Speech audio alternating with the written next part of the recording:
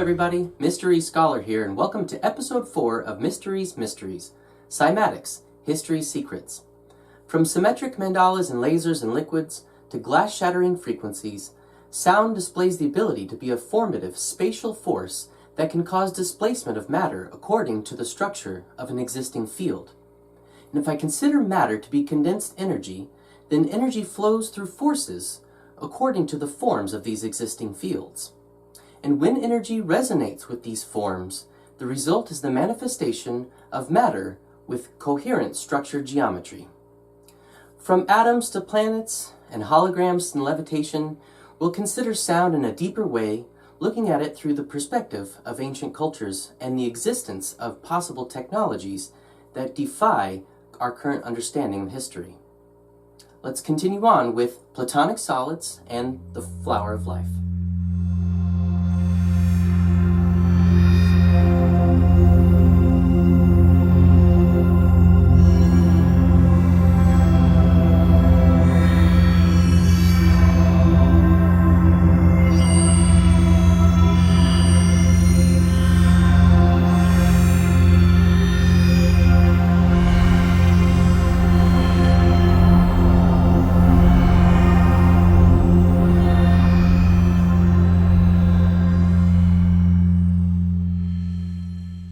Alright, let's get to building the flower of life.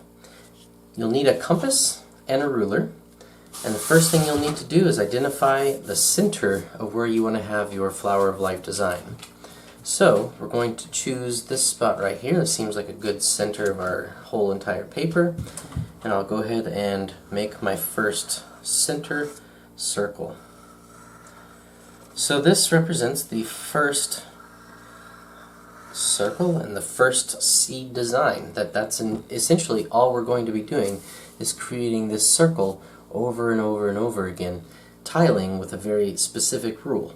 And that specific rule is just that when we go to make our second circle on the paper, it has to be connected to this circle here, that its center has to be connected.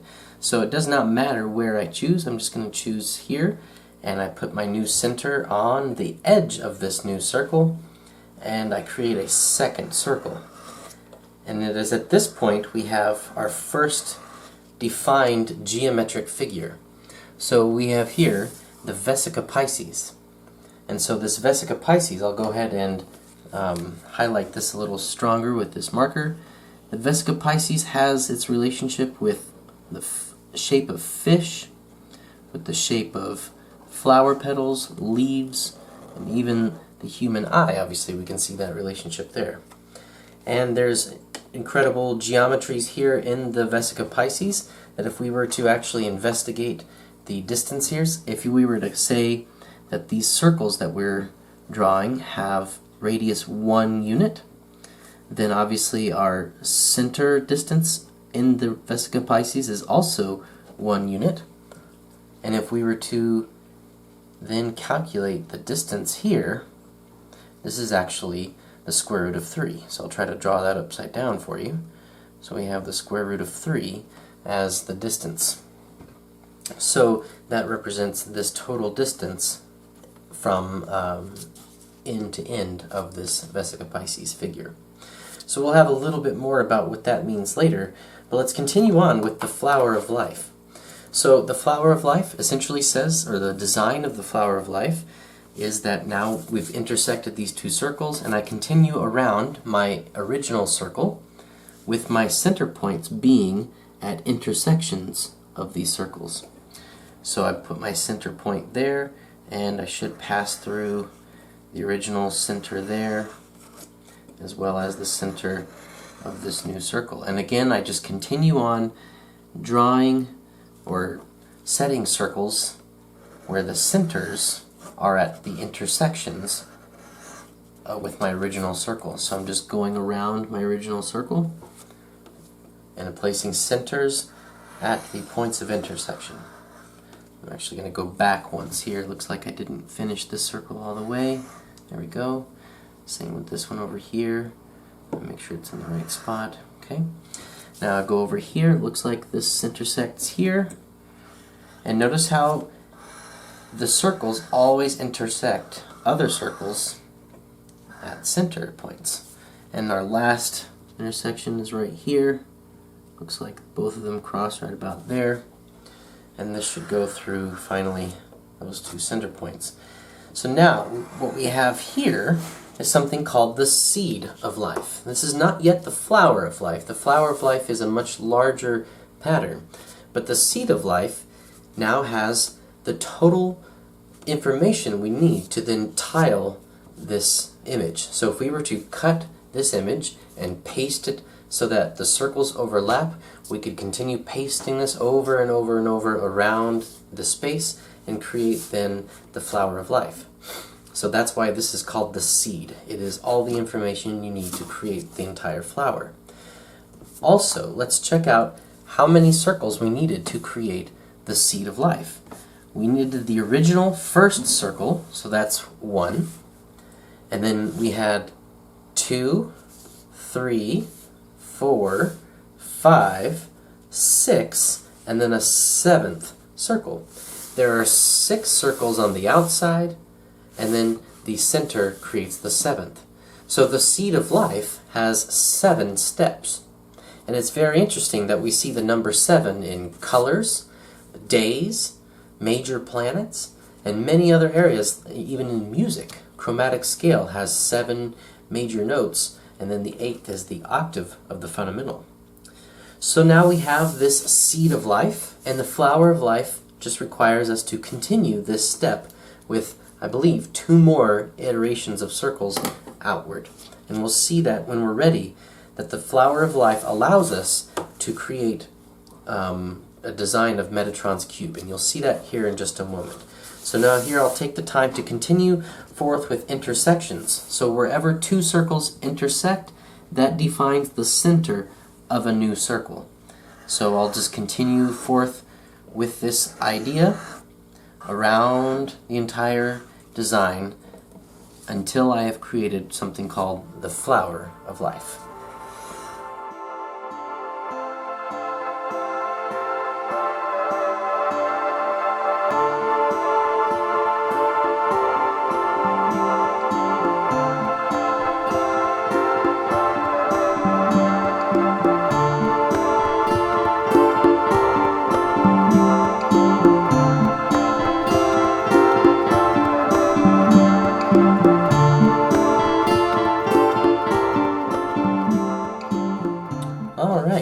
So now we are ready to claim we have the flower of life drawn, and we are ready to show Metatron's cube.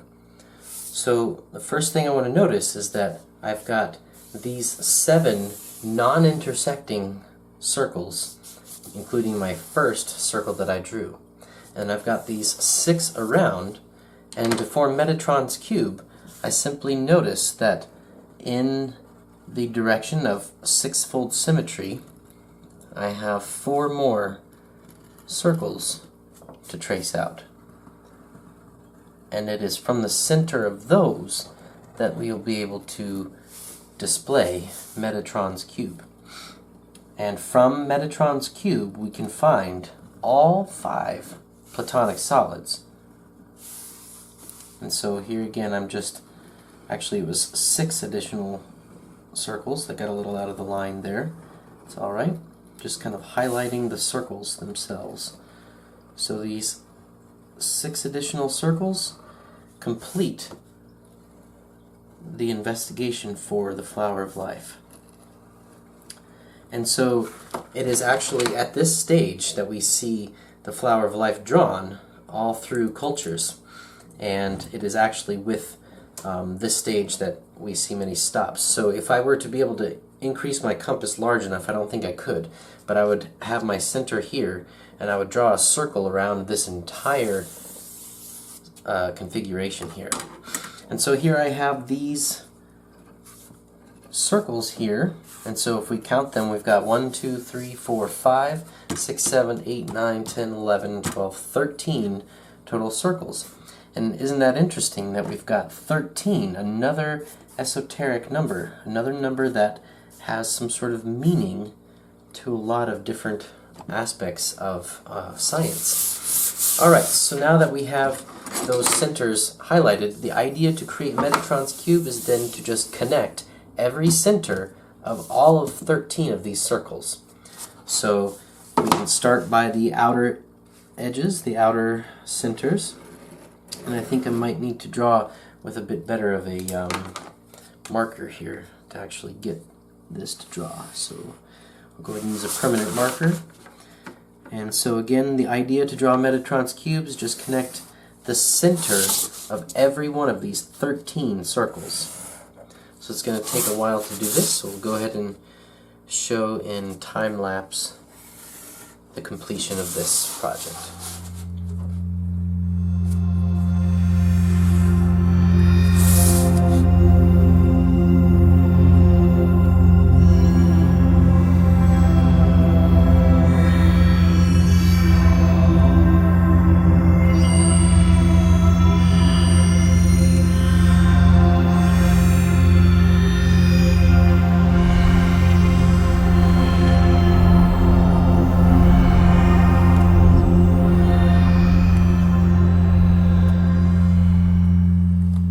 There we have it.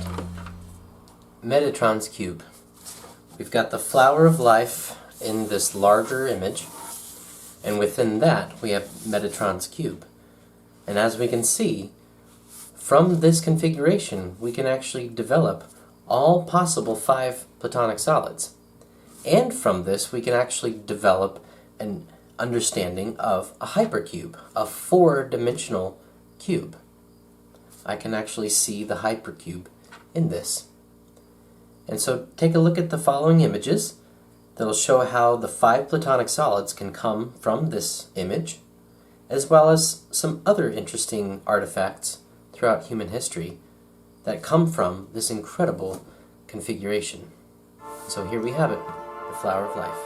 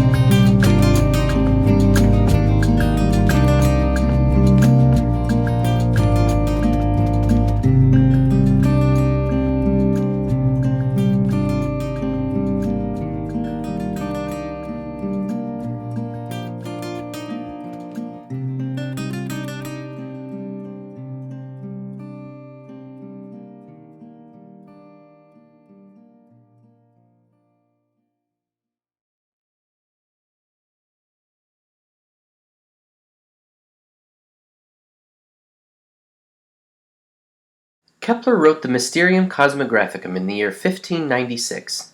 He had a stroke of inspiration regarding the nesting of planetary orbits being described by nested polygons, but soon he found that he could not accurately represent the rest of the orbits of the planets, and thus he turned to regular polyhedra. He found that the orbits of Mercury, Venus, Earth, Mars, Jupiter, and Saturn could be represented by nested octahedron, icosahedron, dodecahedron, tetrahedron, and a cube respectively. Interestingly, his model varies within actual calculations of the orbits of these planets by no more than 10%.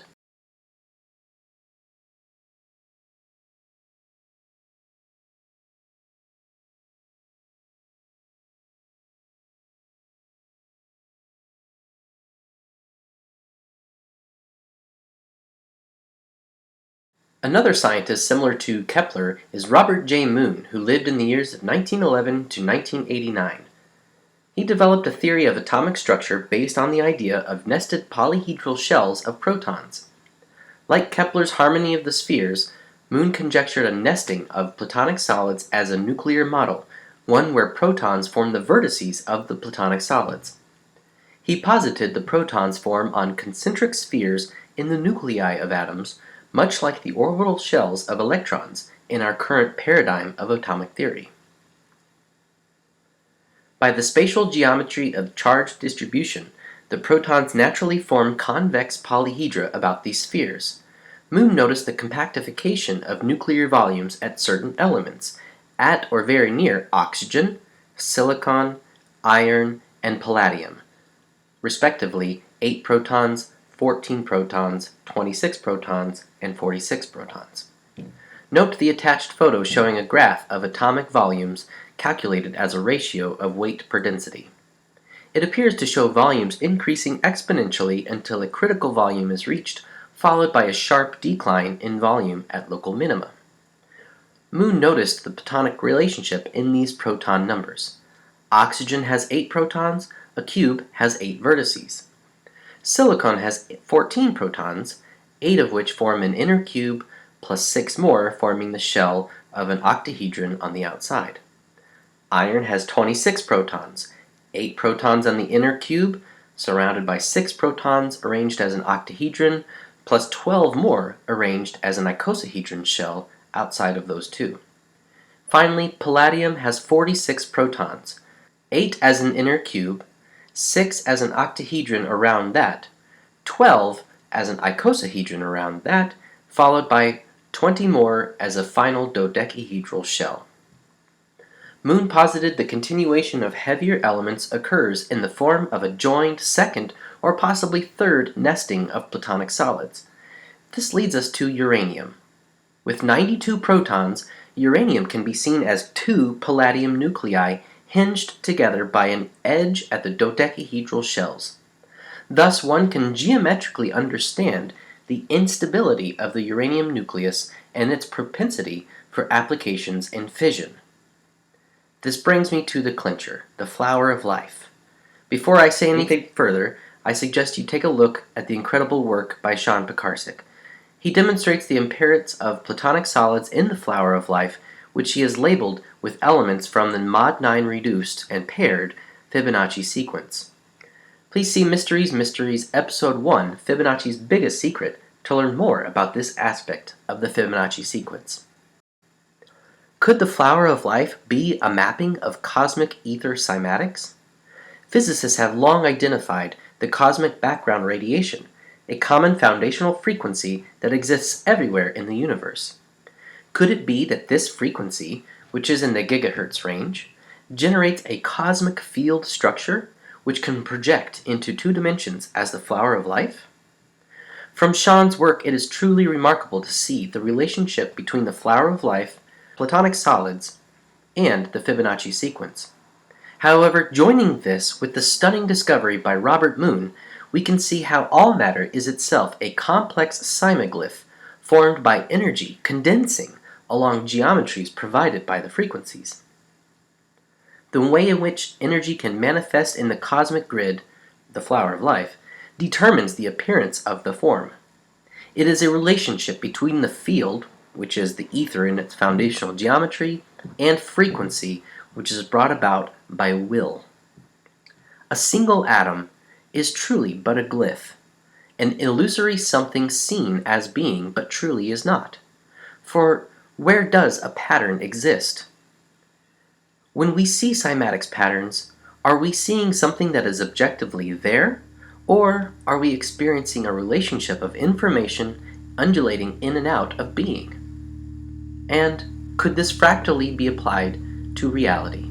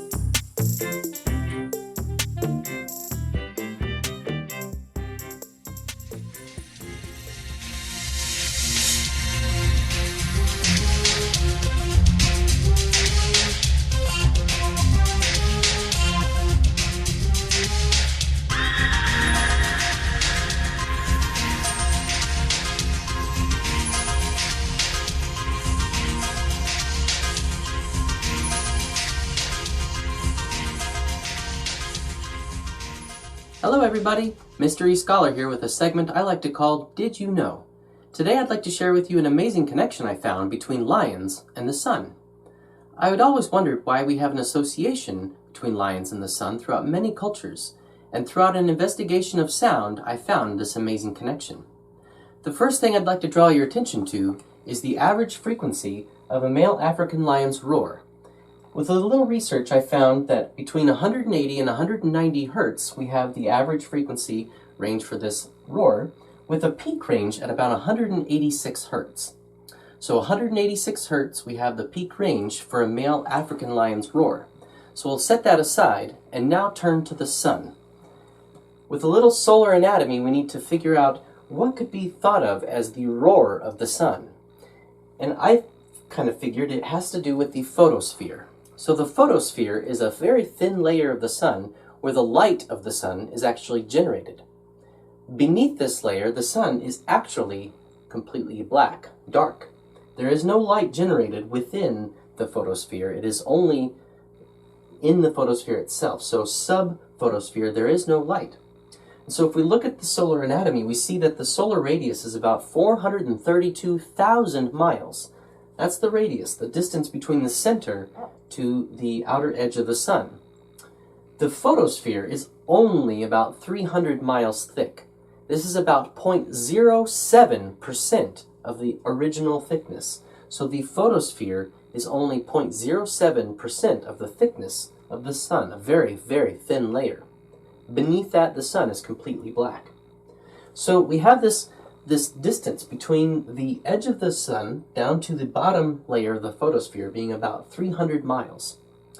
So our frequency formula requires two things. We need a velocity and a wavelength.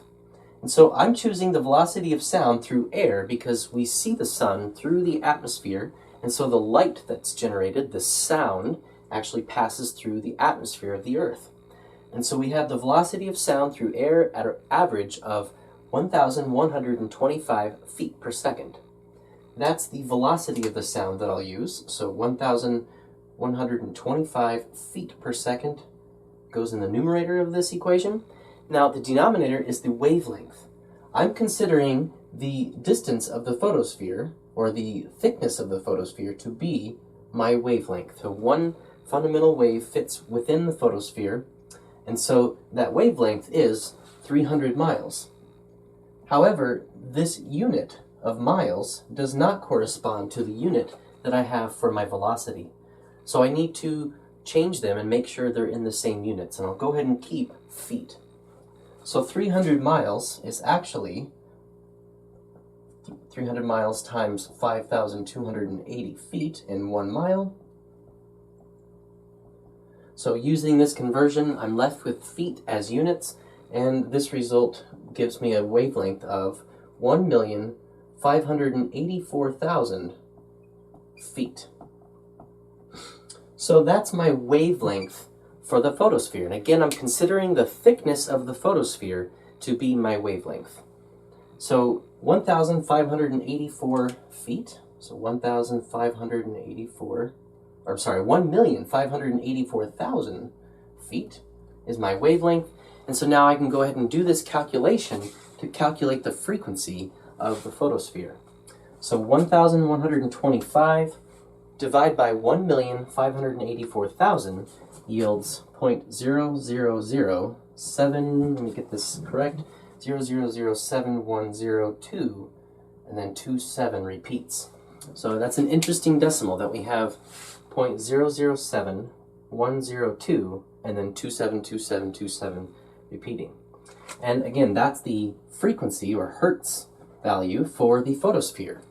Now, to hear this means that we have this many cycles per 1 second. In other words, we would need about 1,000 cycles, or 1,000 seconds to hear 1 cycle. So that's a bit too low of a frequency to hear. So if we actually increase this frequency to an audible level, then we can associate that with some sort of sound that we have. And so to increase this to an audible level, we just multiply by 2. Simply multiplying a frequency by 2 just shifts it to the next octave range, keeping the same energy structure just increasing the energy. So taking this value, so our frequency is 0.000710227 repeating hertz. And I would just take this and multiply by 2 until I get to an appropriate level of audible range. So we're considering an audible range of around 1 to 200 hertz. So we can multiply this by 2 until we get to a frequency that's between 1 to 200 hertz. And since I've done this before, if we multiply by 2 18 times, in other words, multiply by 2 to the 18th power, or find the 18th octave of this frequency, we get 186.18 repeating hertz. So that's not repeating hertz, that's a repeating decimal. And so again, we've got this frequency value is actually too low to hear. And so if we boost it to an appropriate octave level of audible range, we find that the sun, or the photosphere of the sun, has a resonant frequency at 186.18 hertz. Drawing your attention right back to the lion, I have it right here above. So the male African lion has a frequency of about 186 hertz as its average peak frequency for the vocalization. And here we have the vocalization, or the sun's frequency in terms of sound, resonates at 186 hertz. So I find that to be a truly remarkable, perhaps coincidental connection. But I truly believe that it's beyond coincidence, that it's possible that the ancients knew this connection, or perhaps could perceive this connection via some understanding of cymatics. And so that is the lion and the sun connection, and perhaps that is why we associate lions with the sun.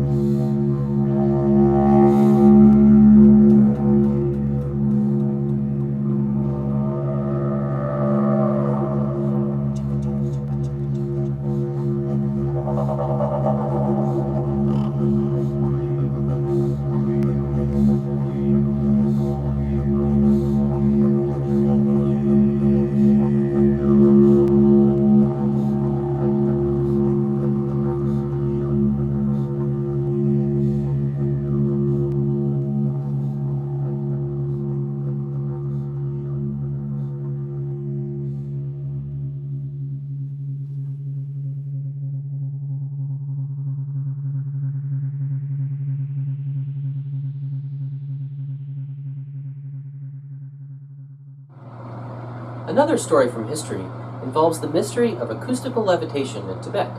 Around the year 1939, a Swedish aircraft designer included in his sketchbook the information of acoustical levitation using drums.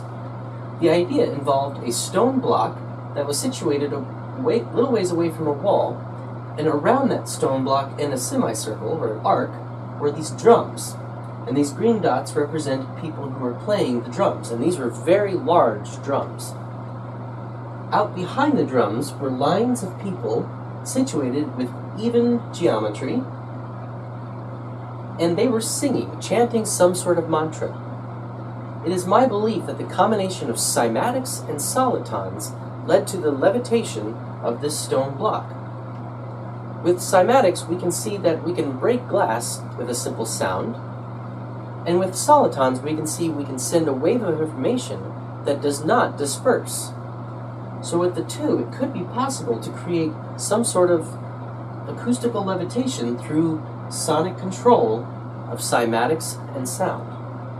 So is it possible that these people arranged themselves to be exactly one wavelength apart so that their combined resonance or their combined voices actually increase in amplitude? If you have constructive interference of two frequencies or the same frequency coming out of two different sources, that can actually build the intensity of that sound. And so it's very possible that all of these people were exactly one wavelength apart from each other and the drum.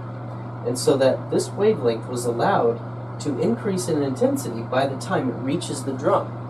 And if every single person is in phase and is singing the same frequency, it is possible that this sound and this energy reaches the drums with maximum intensity.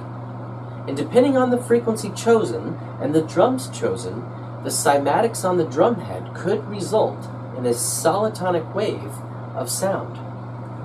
This wave then reaches, I'll just use one single wavelength to get the idea, one single wavelength, and one single wavelength, and one single wavelength. So this wave then reaches the stone with this cymatics information in it. It is a packet of information that could possibly result in levitation.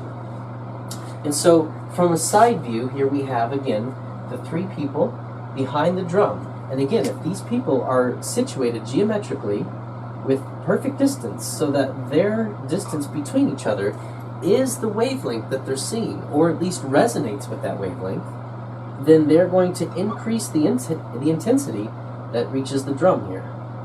And so let's imagine then a single wave reaches the drum or reaches the stone, and a sort of inertial pressure zone is created around this stone.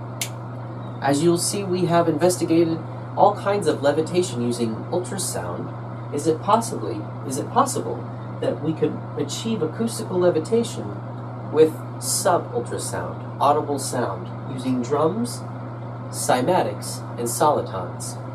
And so I really encourage us to investigate more into solitons and cymatics. It's very possible that a lot of fruitful research will come out of this. This is solitons and cymatics. And so that's what I have to share with this story of Tibet and the idea of acoustical levitation using the concept of solitons and cymatics.